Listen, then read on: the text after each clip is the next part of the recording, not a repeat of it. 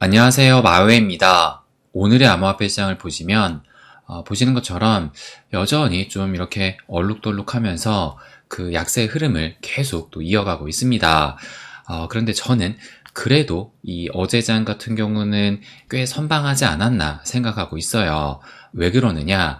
어제 이 미 증시의 히트맵을 보시게 되면 이 어제 같은 경우가 이 빅테크의 기술주를 중심으로 좀 비교적 큰 폭의 요런 하락이 나왔습니다. 그래서 테슬라 같은 경우는 5%가 넘는 하락이 나왔고, 뭐 메타도 마이너스 3, 엔비디아도 마이너스 3%가 넘는 하락이 나올 정도로 비교적 약세의 흐름으로 또 흘렀다는 것을 알 수가 있는데요. 그래서 요 3대 주수로 보시게 되면 이 3대 주수 모두 하락을 보이면서 이 나스닥 같은 경우가 마이너스 1.7%니까 거의 마이너스 2%에 가까운 비교적 큰 하락이 나왔던 겁니다. 그래서 어제 이 미 증시의 흐름과 비트코인의 흐름을 함께 또 보시게 되면 그래서 S&P 500 5분봉이거든요. 이때가 이제 어젯밤 10시 반에 미 증시가 시작이 됐었는데 이 시작과 동시에 비트코인도 함께 이렇게 하락이 나오더니만 계속 어제 장 흐름이 뭐 지지부진했습니다. 그래서 비슷하게 계속적으로 좀 함께 흐르다가 이제 장 막판에 이 비트코인 같은 경우가 살짝 고개를 들더니만 그 이후로 이 비트코인은 어떻게 흐르게 됐느냐? 이 비트코인 5분봉을 보시게 되면 이때가 이제 미 증시가 개장한 시점인데 그래서 개장과 동시에 이렇게 하락을 하다가 그 이후에 뭐 별다른 큰 움직임이 없었고 좀 지지부진하다가 이 폐장에 가까울수록 살짝 좀 고개를 들더니만 폐장 이후로는 요런 상승세가 나왔던 겁니다. 그래서 요 비트 일봉을 보시게 되면 일단 좀 긍정적으로 볼 수 있는 것은 어제 일봉이 이 아래 꼬리를 좀 길게 달면서 뭐 음봉으로 마감하긴 했지만 그래도 지금 이 저점이 계속 좀 높아지고 있었잖아요. 그래서 어제 만약에 요 아래 꼬리까지 내려온 상태로 마감을 했었더라면 이 저점을 좀 다시 낮추는 좀 불안한 상황으로 마감이 될 수 있었는데 그래도 다행히 미증시가 폐장이 되면서 좀 말아올리는 그 흐름이 나왔던 덕분에 요 저점을 좀 계속 좀 높여가는 흐름이 나오면서 뭐 미약하긴 하지만 어쨌든 이 저점이 재차 하락하지 않았던 그것만으로도 좀 긍정적으로 볼 수 있지 않을까 생각이 들어요. 그런데 뭐 여전히 지금 요 저항대 이제 이 84K 저항대를 뚫지 못하고 막혀 있는 상황인데 그래서 여기를 뚫는 것이 무엇보다 중요하다고 볼 수 있을 것 같습니다. 그리고 이제 오늘 또 중요한 이벤트가 기다리고 있잖아요. 뭐 아시겠지만 연준의 금리 결정이 그 시간이 이제 내일 새벽 3시에 또 개최가 되는데요. 그래서 이 금리 전망이 이제 이전 달에 4.5%에서 이번에도 4.5%로 사실상 금리 동결을 예상하고 있습니다. 그래서 오늘의 이 FOMC도 이 금리가 얼마가 되느냐가 뭐 중요한 것이 아니라 이 파월의 입에서 어떤 발언이 나오느냐 또 앞으로의 이 연준의 스탠스가 어떻게 좀 가져가게 되느냐 그것이 좀 중요할 것 같아요. 거기에다가 이제 제 개인적으로 좀 주목해서 지켜보는 한 가지가 더 있는데요. 그래서 이것을 좀 무엇보다 중점적으로 지켜봐야 되지 않을까 이 부분을 또 말씀드리고 싶습니다. 그럼 그것이 무엇이냐? 이것을 좀 보여드리면 제가 올해 1월 3일날 이 회원 영상에서 어떤 것을 좀 말씀드렸었냐면 올 한 해 이 코인 시장의 버블을 만들게 될 매우 중요한 시그널을 말씀을 드립니다 라고 하면서 올해 매크로는 다 필요 없고 딱 이거 하나만 보세요 이 부분을 또 말씀을 드렸어요. 그렇다면 그 딱 하나가 무엇이냐 그럼 제가 이 회원 영상을 잠시 그 포인트가 담긴 그 부분만 좀 보여드릴게요. 그럼 재생을 해보면 현재 이 연준의 자산 규모는 어떻게 되느냐 그것도 체크를 해볼게요. 그래서 요것도 보시게 되면 요걸 보시면 요것이 이제 연준의 자산 규모인데 이 피크를 찍었던 그 시점이 대략적으로 2022년 4월 이 금리 인상을 했던 시기와 거의 일치한다는 것을 알 수가 있습니다. 그런데 조금 전에 보여드렸던 이 M2는 지금 바닥을 찍고 올라오고 있는데 이 연준의 자산 규모는 보시는 것처럼 이렇게 아직까지도 하락을 하고 있어요. 그러니까 이 얘기는 아직까지 연준의 양적 긴축은 끝나지 않았다는 것을 의미를 하는 겁니다. 지금 실질적으로 금리 인하를 시작하긴 했지만 이 연준의 양적 긴축은 아직 끝나지 않았다는 것을 알 수가 있는 거예요. 그러니까 연준이 이 양적 긴축을 끝내고 양적 완화로 돌아설 때가 진정한 유동성의 공급이다, 이렇게 생각할 수가 있는 겁니다. 그렇다면 언제쯤 이 연준이 양적 긴축을 끝내고 양적 완화로 돌아서게 되느냐, 이것이 또 중요하다고 볼 수가 있는데요. 그러면 이 기사도 좀 보여드리면, 여기까지 좀 보여드리면, 그래서 제가 말씀을 드렸던 것이 진정한 이 유동성의 공급은 양적 긴축의 종료다, 이 부분을 말씀을 드렸습니다. 그러니까 제가 조금 전에 말씀드린 이 연준의 자산이 늘어나는 시기가 진짜 유동성이 확대되는 시기다, 이 부분을 말씀을 드렸어요. 그러면 왜 그러느냐? 그럼 현재 이 연준 자산 규모를 또 체크를 해보게 되면 요거거든요. 그래서 이 연준의 자산 규모가 언제 급격히 늘어나게 됐느냐, 여러분도 잘 아세요. 2020년 3월에 이 코로나가 터지게 되면서 이때 연준의 자산이 급격하게 상승을 했었는데, 그렇다면 왜 이때 이 연준의 자산이 급격하게 늘어나게 됐느냐? 코로나가 터지니까 이제 미국의 정부에서, 정확하게는 이제 재무부에서 국채를 또 발행을 했잖아요.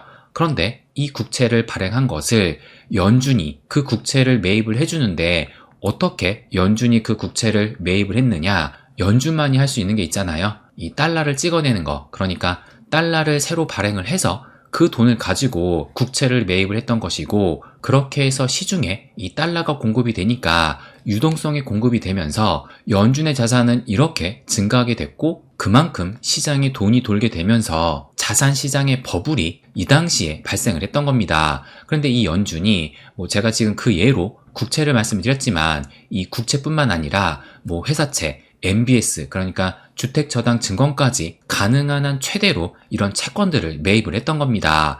그래서 이 당시에 그 시기를 양적 완화다라고 부르고 있는데, 그런데 현재는 양적 긴축을 지금 시행하고 있잖아요. 그렇다면 이 양적 긴축은 무엇이냐? 그러니까 연준이 이 당시에 이 매입한 그 채권들을 만기가 도래가 됐을 때 연장을 하는 것이 아니라 달러로 다시 좀 회수를 하면서, 그렇게 함으로써 이 시장의 유동성을 흡수를 하는, 그것을 양적 긴축이라고 하는 것이고, 그러니까 이 당시에 들고 있던 그 채권들을 만기가 됐을 때 달러로 회수하게 됐잖아요. 그래서 그 채권들이 점점 줄어들게 되니까 이 연준의 자산이 계속 줄어들었던 것이고, 이 자산이 줄어들게 되니까 아마 여러분들은 뉴스 기사 같은 데를 봤을 때 연준의 대차대조표 축소, 요렇게 들어보셨을 거예요. 그래서 지금까지 이 양적 긴축이 시행이 됐던 것인데, 그래서 이에 대한 좀 보다 자세한 설명은 제가 지난 회원 영상 여기에 말씀을 드렸으니까 궁금하신 분들은 이 영상을 참고를 하시고, 그래서 제가 이때 이 1월 3일날 찍었을 때가 보시면 작년 12월까지 그 데이터가 나왔었거든요. 그래서 요 연준의 자산 규모가 지금 그 단위가 10억 달러인데 그 수치가 689이에요. 그런데 현 시점은 지금 보시면 6793이니까 지금 계속 이 연준의 자산 규모가 줄어들고 있다라는 것을 알 수가 있는 겁니다. 그래서 이것도 좀 보여드리게 되면, 제가 어제 이 M2, 이 글로벌 M2를 말씀을 드렸잖아요. 그래서 어제 같은 경우는 3월 10일까지 말씀을 드렸는데, 요게 오늘 또 업데이트가 돼가지고, 그래서 요 파란색 선, 요것이 글로벌 M2인데, 보시는 것처럼, 그러니까 이때보다 더 많이 올라온 상황입니다. 그래서 지금 얘기가 나오고 있는 것이, 현재 이 M2가 상승을 하고 있는데, 그에 반면에 지금 비트코인은 이렇게 하락을 하고 있잖아요. 그래서 이 M2가 선행을 하게 되고 비트코인 가격이 추후에 후행적으로 좀 따라온다, 이 부분을 또 알고 계실 겁니다. 그러니까 대표적으로 이때였죠. 이 M2가 이렇게 상승을 했는데 이 당시만 해도 비트코인의 가격이 좀 지지부진했잖아요.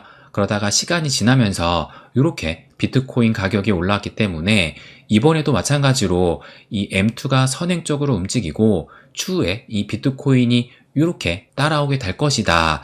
이 부분을 지금 잘 알고 계실 텐데, 그런데 이것이 항상 그랬던 것이 아니었던 겁니다. 무슨 말이냐?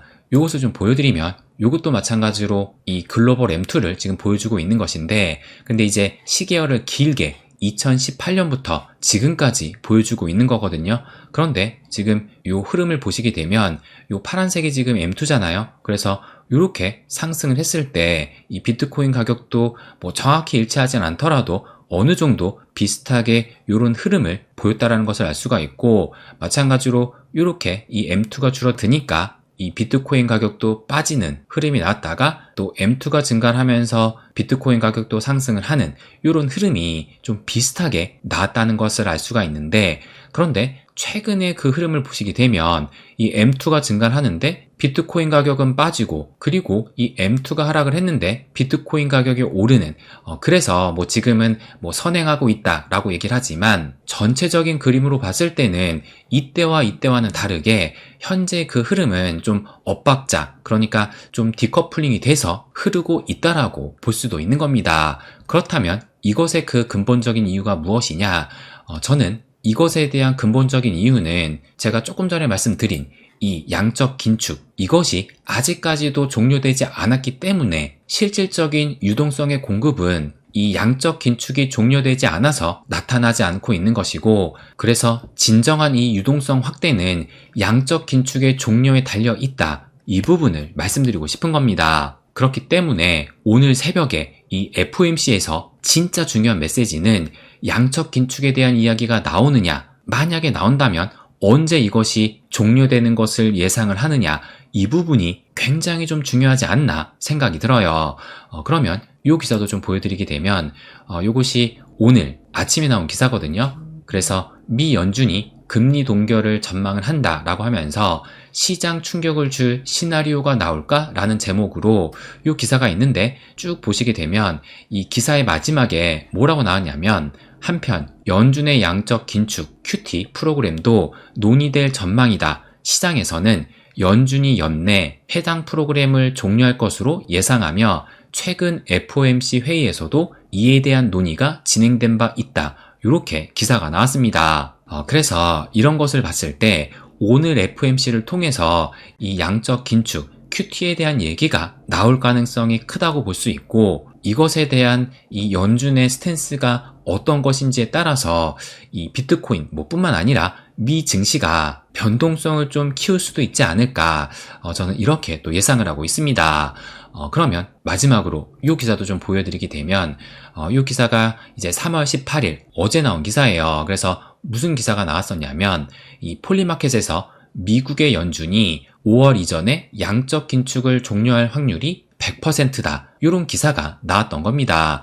그래서 이 이미지를 좀 보시게 되면 이 패드, 연준이 5월 이전에 양적 긴축을 종료를 할까라는 그 질문에 지금 보시면 3월 초 이때만 해도 그 확률이 한 40% 여기에서 계속 좀 놀고 있다가 시간이 지날수록 점점 상승을 하더니만 지금은 100%의 확률을 보고 있다는 거예요. 그러니까 이 폴리마켓 같은 경우가 돈이 걸린 이 베팅 사이트로 또 볼 수가 있잖아요. 그렇기 때문에 이제 지난 이 미 대선 때 트럼프의 당선을 또 정확하게 예측을 하기도 했었는데, 그래서 아무래도 좀 돈이 걸려 있는 만큼 그 신뢰도가 좀 한층 높다고도 볼 수가 있는 겁니다. 그런데 어쨌든 지금 현 시점은 100%의 확률로 5월 이전에 양적 긴축 종료를 예상하고 있다는 것이고, 만약 이것이 현실화가 된다면 5월 이후부터는 확실한 이 불장이 좀 찾아올 수 있지 않을까, 이것도 예상을 해볼 수가 있을 거예요. 그래서 과연 이제 오늘 새벽에 열린 이 FOMC 연준에서 양적 긴축 종료에 관한 이 메시지가 좀 나오는지, 이것이 굉장히 좀 중요할 것 같고, 그래서 제가 조금 전에 말씀을 드린 것처럼 이 양적 긴축에 대한 그 메시지와 종료 예상 시점에 따라서 미 증시뿐만 아니라 비트코인의 이 가격 변동성이 확대될 가능성이 높지 않을까, 이 부분을 또 말씀드리고 싶습니다. 그래서 일단 이 새벽에 열린 이 FOMC에서 그 어떤 것보다도 이 양적 긴축, 이 QT에 관해서 좀 귀 기울여 볼 필요가 있다는 것을 마지막으로 말씀드리고 싶습니다. 네, 그럼 오늘은 여기까지 하겠습니다. 항상 제 이야기 끝까지 들어주셔서 감사드립니다. 부자가 되는 길, My Way.